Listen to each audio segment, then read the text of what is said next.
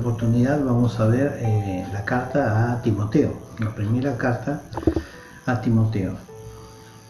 Para ubicarnos en el tiempo, estamos hablando del año 65 después de Cristo, en que Pablo le escribe esta carta a Timoteo, que estaba en la iglesia de Éfeso.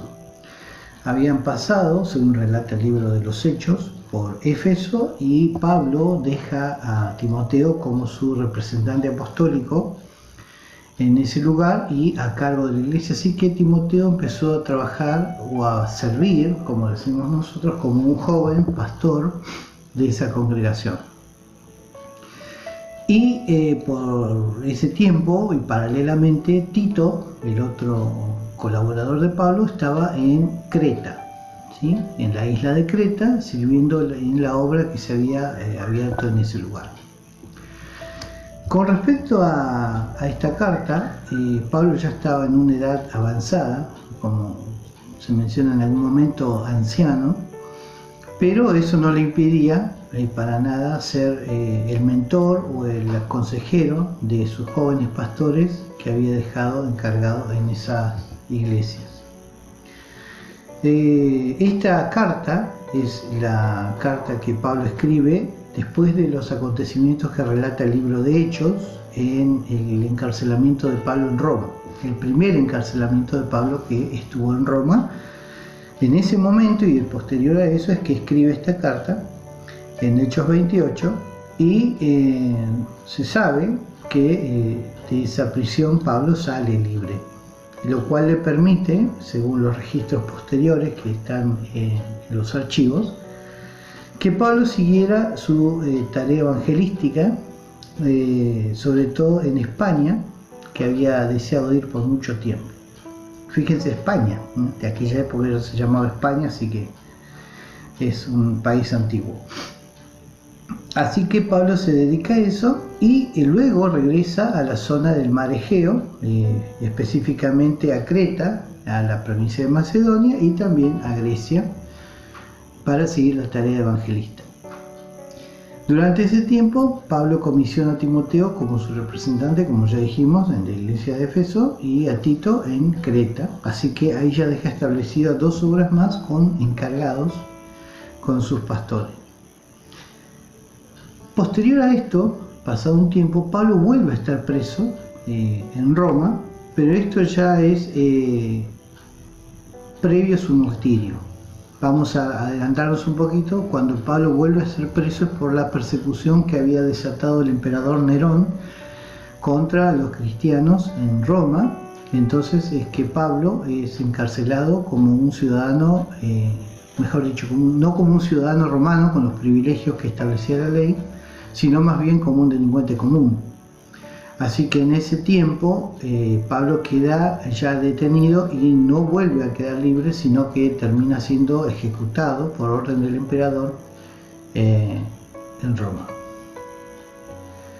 Esta carta, la primera carta a Timoteo, tiene varios propósitos.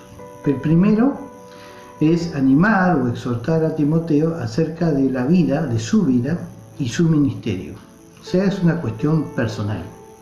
Pablo le habla a Timoteo desde su vida, cómo debe llevar su vida personal y a la vez su vida como ministro.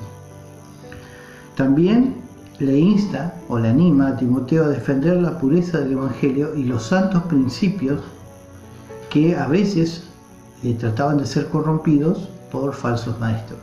Eso habla de la defensa del Evangelio, ¿sí? Lo que se conoce como la defensa de la fe, la defensa del Evangelio, es lo que Pablo le anima también en esta carta a su joven pastor.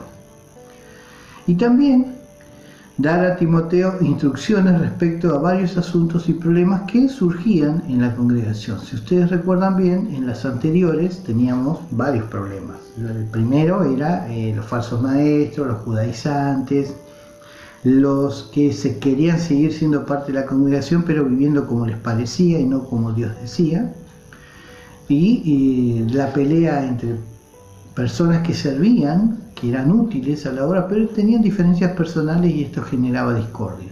Bueno, todos esos problemas propios de una congregación y otros es que Pablo aborda en esta carta a Timoteo. Si vamos a hacer una visión panorámica de esta carta, es que Pablo le anima a que refutara públicamente y con energía totalmente las falsas enseñanzas que estaban diluyendo el poder salvador del mensaje del Evangelio. Esto quiere decir, contra los judaizantes que decían que había que hacer cosas de la ley para completar una salvación que es por gracia, según Cristo Jesús, y la otra es que Pablo le dice a refutar mitologías, leyendas, fábulas que iban contra la fe y contra el Evangelio, ¿sí? Otra cosa que también lo instruye es en los requisitos espirituales que deben de tener los dirigentes de la iglesia, los obispos o los ancianos.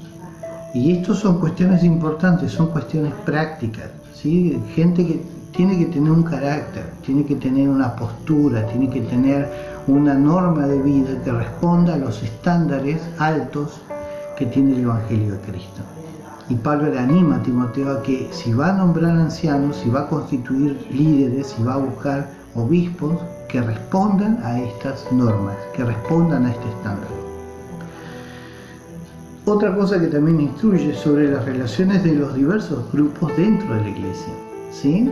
No es desconocido para nosotros que dentro de un mismo grupo, de una comunidad, se forman diferentes grupos, por afinidad, por conocimientos, por amistad, por situaciones personales similares, por cuestiones culturales también, y se van formando grupos, ¿sí? Hay más afinidad entre varias personas y se van formando grupos. Bueno, esto también Pablo lo aborda, porque dentro de la congregación, por ejemplo, estaban las mujeres jóvenes, las mujeres adultas y las mujeres ancianas, ¿sí? ¿Y cómo debía ser el trato hacia esas personas, hacia esas mujeres? También habla de los ancianos, cómo deben ser los ancianos, cómo deben ser los jóvenes, ¿sí? También de los que predican y enseñan, porque dentro de un grupo de comunidad de fe hay personas que se dedican a un ministerio abierto, un ministerio público, como puede ser enseñanza y predicación, servicio en la música, en las obras, en el servicio general, y hay otros servicios que son más ocultos, quizás los que se dedican solamente a orar y a cubrir la iglesia, los que se dedican a ayudar a los pobres y a los necesitados fuera del ámbito de la fe, que son servicios, pero que no están, digamos, puestos en público. Entonces, Pablo le anima a Timoteo a que también a los que sirven y enseñan les dedique tiempo. También le da instrucciones claras a cumplir con respecto a los esclavos o los empleados, cómo deben comportarse con sus amos, sean cristianos o no sean cristianos sus amos, ¿sí? Pero si ellos son cristianos, cómo deben responder a estas cosas, ¿sí? También le anima en su afecto personal a Timoteo, como su hijo amado, como él dice, y su convertido en la fe, a que desarrolle una norma de piedad para la vida y para la iglesia. Ser piadoso, ser misericordioso, poner el amor como una norma para servir a los demás, ¿sí? Una motivación correcta. No sirvo por obligación, no sirvo porque qué va a decir el pastor o qué van a decir los líderes si no lo hago, sino que sirvo por amor, porque esa es la motivación correcta del Evangelio.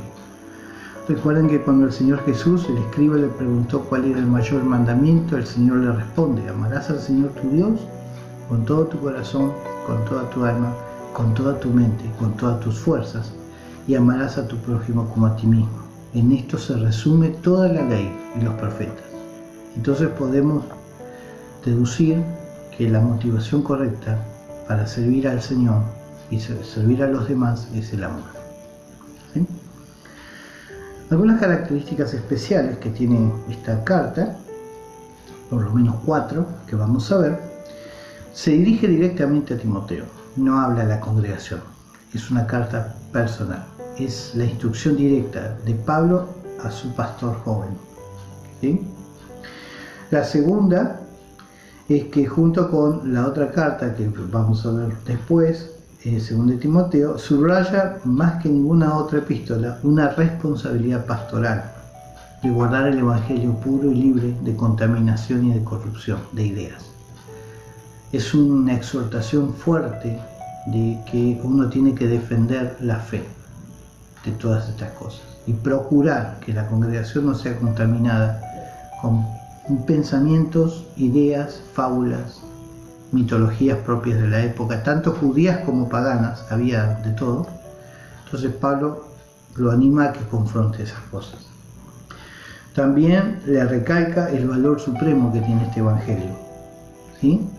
Y que la influencia más fuerte, la influencia del enemigo, la influencia demoníaca, es corromperlo, justamente con pequeñas cosas, ir mellando, como dice también el Señor Jesús, las pequeñas zorras que corroen la vid, la terminan echando a perder. Bueno, a esas cosas le tenía que prestar especial atención Timoteo.